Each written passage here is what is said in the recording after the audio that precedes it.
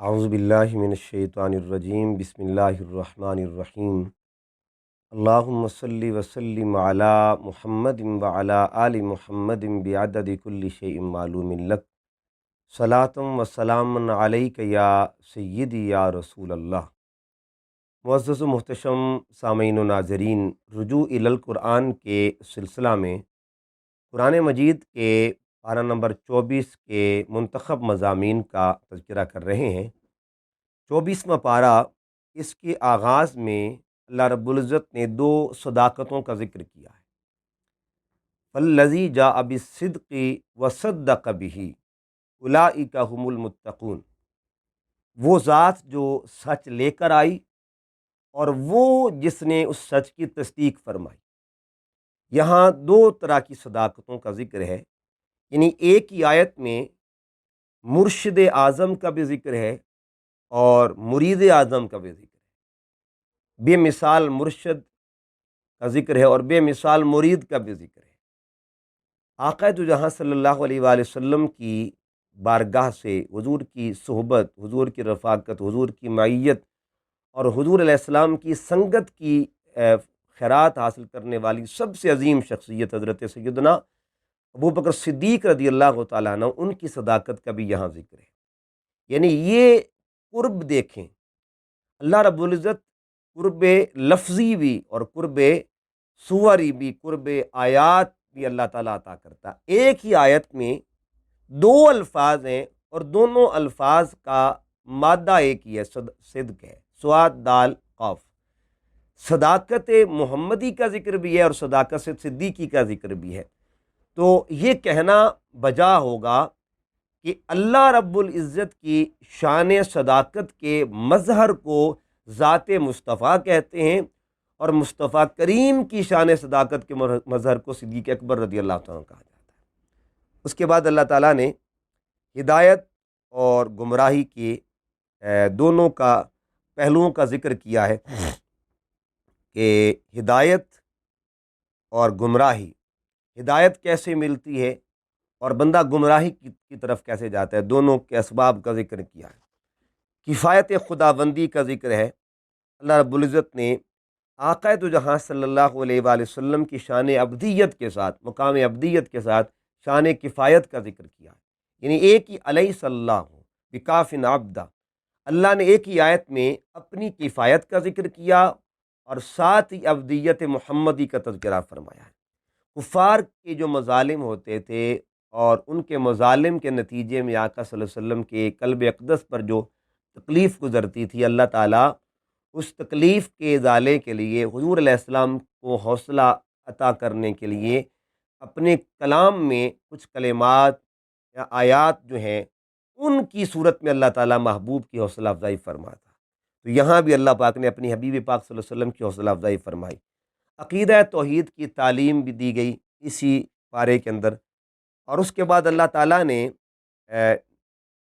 اپنی ذات کی طرف نسبت کی ہے کہ میں انسان کو وفات دیتا ہوں، اللہ یتوفی الانفس حین موتہا۔ اس طرح یہ شان ہے اللہ رب العزت کی کہ اللہ تعالیٰ انسان کو زندگی بھی عطا فرماتا ہے، اللہ انسان کو فوت بھی کرتا ہے، موت بھی عطا کرتا ہے۔ جب اللہ تعالیٰ لفظ وفات کی نسبت اپنی ذات کی طرف فرماتا ہے تو یعنی اللہ وفات دیتا ہے، اللہ بندوں کو فوت فرماتا ہے، اللہ موت دیتا ہے۔ تو کبھی اللہ تعالیٰ اسباب کا ذکر فرماتا ہے، قل یتوفاکم ملک الموت الذی وکل بکم، اللہ فرشتوں کی ڈیوٹیاں لگاتا ہے، فرشتوں کی ذمہ داری لگاتا ہے کہ تم نے انسان کو فوت کرنا ہے۔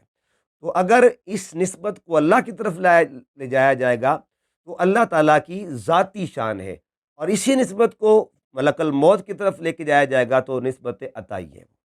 اس کے بعد نیند کی حالت میں موت کی ایک جو کیفیت ہوتی ہے، کیونکہ یہ جو نیند ہے اس کے بارے میں کہا گیا کہ النوم اخت الموت، نیند موت کی بہن ہے۔ تو انسان جب نیند میں ہوتا ہے تو اس کی روح پرواز کر جاتی ہے۔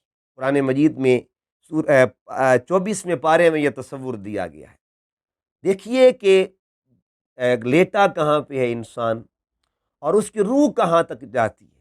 لیٹا ہوا ہے وہ اپنے کمرے میں، روح اس کی جاتی ہے، سیر کرتی ہے، مختلف مقامات پہ جاتی ہے، اور پھر کیا ہوتا ہے، کبھی خواب کے اندر اس کے ساتھ کوئی حادثہ پیش آ جاتا ہے تو حادثے پر روح پر حادثہ گزرتا ہے، لیکن اس کی تکلیف جو ہوتی ہے وہ جسم کو بھی محسوس ہوا کرتی ہے۔ یہاں انسان کا وجود لیٹا ہوا ہے، مثلا انسان کا وجود پڑا ہوا پاکستان میں، اور اس کی روح کعبے کا طواف کر رہی ہے۔ انسان کا جسم پاکستان میں ہے، روح اس کی گنبد خضرا پر موجود ہے، حضور علیہ السلام کی سنہری جالیوں کے سامنے موجود ہے۔ انسان خواب میں زیارتیں کرتا ہے، انسان خواب میں جاتا ہے، سفر کرتا ہے، تو روح گئی ہوئی ہے طواف کعبہ کرنے کے لیے۔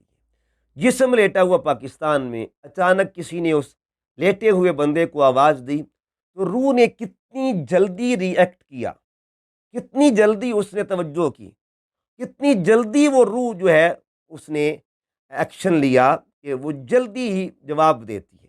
ادھر آواز دی اور ادھر روح پلٹتی ہے بھی ہے، اور بندہ اٹھتا بھی ہے، بندہ آواز دینے والے کو جواب بھی دیتا ہے۔ یہ ایک عام روح کی میں بات کر رہا ہوں، اس کی پرواز کی رفتار دیکھیے، اس کی پرواز کیسی، طاقت دیکھیے۔ تو جب عام روح کی پرواز کا یہ عالم ہے کہ کتنی جلدی وہ متوجہ ہوتی ہے، تو پھر بتائیے روح محمدی صلی اللہ علیہ وسلم کی توجہات کا عالم کیا ہوگا، فیوزات برکات کا عالم کیا ہوگا، تصرفات کا عالم کیا ہوگا۔ تو یہاں اللہ رب العزت، اس کے بعد اذن شفاعت، اللہ رب العزت کے پاس ہے، وہ جس کو چاہے اذن عطا فرما دے۔ اللہ تعالیٰ نے سب سے زیادہ اذن شفاعت جس ہستی کو عطا کیا ہے، شفاعت کبریٰ جن کا مقدر ہے، وہ ذات مصطفیٰ صلی اللہ علیہ وآلہ وسلم۔ اس کے بعد اللہ تعالیٰ نے انسان کی احسان فراموشیوں کا ذکر کیا، یعنی جب انسان پہ تکلیف گزرتی ہے تب انسان اللہ کو یاد کرتا ہے، تب ذہن جو ہے اللہ کی طرف متوجہ ہوتا ہے، تب زبان پہ اللہ رب العزت کی تسبیحات ہوتی ہیں، اس کے اذکار ہوتے ہیں، اور جب بندہ خوشی میں آتا ہے تو پھر اللہ تعالیٰ کی ذات کو بھول جاتا ہے۔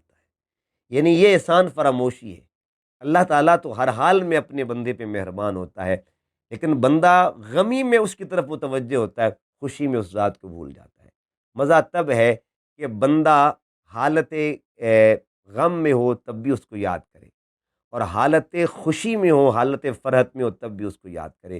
حضور سیدنا غوث اعظم رضی اللہ تعالیٰ عنہ، آپ بیٹھے ہوئے تھے، ایک شخص نے آپ کو خبر دیا کہ حضور وہ جو آپ کا جہاز جا رہا تھا سامان کا، وہ ڈوب رہا ہے۔ آپ نے اپنے دل کی طرف توجہ فرمائی تو فرمایا الحمدللہ، تمام تعریفیں اللہ کے لیے، اللہ کا شکر ادا کیا۔ کچھ دیر کے بعد وہی شخص پیغام لے کہتے ہیں حضور مبارک ہو، وہ جہاز بچ گیا ہے اور کنارے تک پہنچ گیا ہے۔ یعنی پہلے ڈوب رہا تھا، اب وہ بچ گیا ہے۔ پھر آپ نے توجہ کی دل کی طرف، پھر آپ نے فرمایا الحمدللہ۔ اس شخص نے عرض کیا حضور کیا راز ہے، کیا حکمت ہے کہ دو خبریں آپ کو دی گی، دونوں پہ اللہ کا شکر ادا کیا؟ فرمایا پہلی بار میں نے دیکھا اور محسوس کیا کہیں دل جو ہے غم کی وجہ سے اللہ سے دور تو نہیں ہو گیا، اور غم کی وجہ سے، دل پریشانی کی وجہ سے جو ہے اللہ کی اجازت سے غافل تو نہیں ہو گیا۔ میں نے کہا دل اپنی اسی کیفیت میں جو ہے وہ مگن ہے، اللہ کا ذکر کر رہا ہے۔ پھر میں نے اللہ کا شکر ادا کیا۔ پھر جب خوشی کی خبر ملی تو پھر میں نے پھر توجہ دل کی طرف کی، کہیں دل جو ہے اللہ سے دور تو نہیں ہو گیا، خوشی میں اسے بھول تو نہیں گیا۔ تو دونوں کیفیات میں نے دل کو اللہ کا ذکر کرتے ہوئے پایا، اس لیے الحمدللہ کہا۔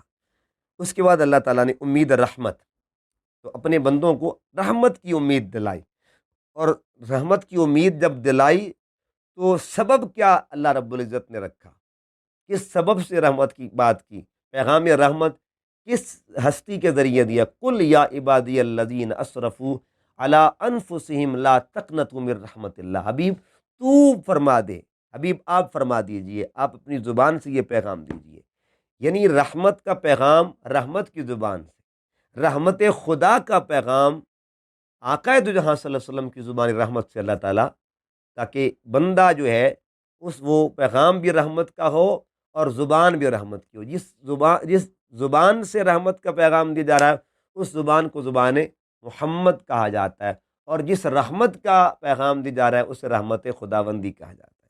اس کے بعد اللہ تعالیٰ نے رجوع الی اللہ کا حکم دیا ہے پھر قیامت اور کفار کی ناکام حسرتوں کا ذکر کیا ہے، احوال قیامت کا تذکرہ کیا ہے، اہل دوزخ اور اہل جنت کے احوال بیان کیے۔ سورہ غافر میں اللہ تعالیٰ نے اپنی صفات کا بیان فرمایا ہے، الغافر، القابل، ذی طول، اور سابقہ قوموں کو پھر احوال کا ذکر کیا ہے۔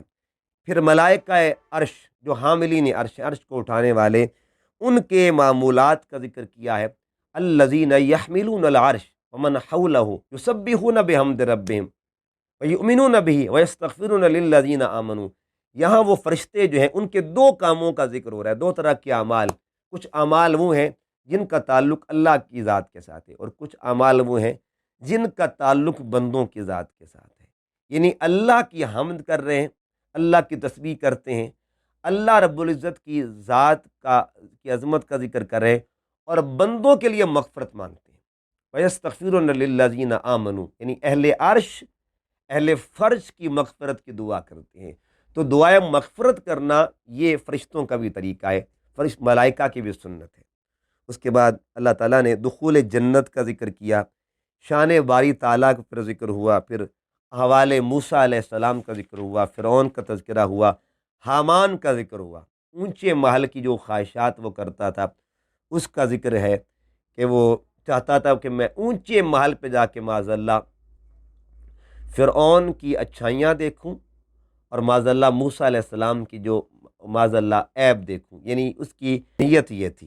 اللہ تعالیٰ نے پھر کفار کے انجام کا ذکر کیا، انبیاء اور ان کے پیروکاروں کی دنیا و آخرت میں نصرت کا ذکر کیا، اور اس کے بعد اللہ پاک نے فرمایا وَاسْتَغْفِرْ لِذَنْبِكَ۔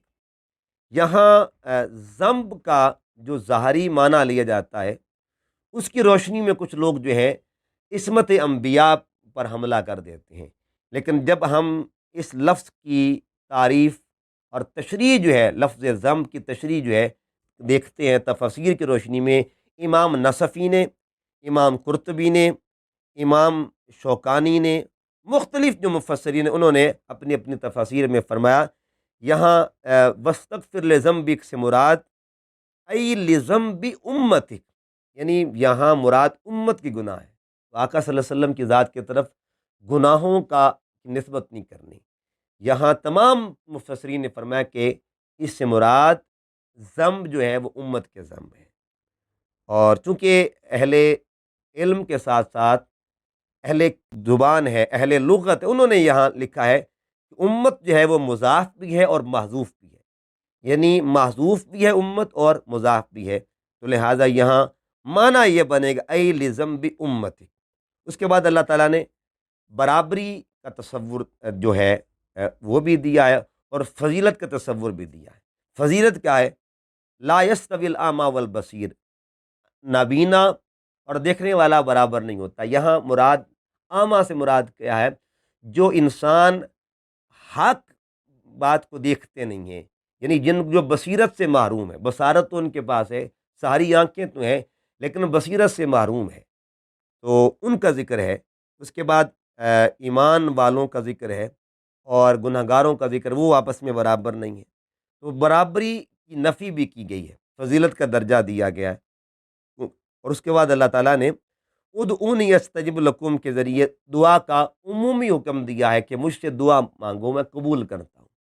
یا کسی قسم کی لمٹ بیان نہیں ہوئی ہے، کوئی قسم کا وقت نہیں بیان نہیں ہوا، کوئی ٹائم ٹیبل نہیں بیان ہوا، جب بھی چاہو اللہ سے مانگو، اللہ عطا فرماتا ہے۔ عظمت باری تعالیٰ کا ذکر ہے، پھر انعامات خداوندی کا تذکرہ ہے۔ اس کے بعد سورہ حامیم سجدہ آتی ہے، اس میں اللہ پاک نے قرآن مجید کا مقام ذکر کیا ہے، کتاب تفصیل، مفصلات اس کو بیان فرمایا کہ اس میں ہر چیز کی تفصیل ہے۔ بشریت محمدی صلی اللہ علیہ وسلم کی بے مثلیت کا ذکر ہے، تخلیق کائنات کا ذکر ہے، قوم عاد و سمود کا تذکرہ ہے، صاحبان استقامت کا مقام اللہ نے بیان کیا ہے۔ ان الذین قالوا ربنا اللہ ثم استقاموا تتنزل علیہم الملائکہ اللہ تخافوا ولا تحزنوا، بے شک وہ لوگ جنہوں نے کہا کہ اللہ ہمارا رب ہے، ثم استقاموا، پھر اس پہ ڈٹ گئے، تتنزل علیہم الملائکہ، یعنی پہلے صاحب ایمان بنے، پھر صاحب ایقان بنے، پھر وہ صاحبان عرفان بنے، اور پھر اللہ تعالیٰ ان کو جزا کیا دیتا ہے؟ لہم البشریٰ، یعنی اللہ تعالیٰ ان کو دنیا و آخرت کی خوشخبریاں دیتا ہے۔ تتنزل علیہم الملائکہ اللہ تخافوا ولا تحزنوا، تم پہ خوف نہیں ہے، غم نہیں ہے، وابشروا بالجنہ، اللہ تعالیٰ پھر جنت کی ان کو خوشخبری دیتا ہے۔ یعنی اس آیت میں ان کے تذکرہ موجود ہے صاحبان استقامت کا۔ پھر اللہ پاک فرماتے ہیں قرآن عربی زبان میں آیا ہے، یعنی یہ 24ویں پارے کے اختتام پہ اللہ پاک نے اس کا ذکر فرمایا ہے۔ تو یہ مضامین تھے منتخب 24ویں پارے کے، اللہ رب العزت اپنی بارگاہ میں قبول فرمائے۔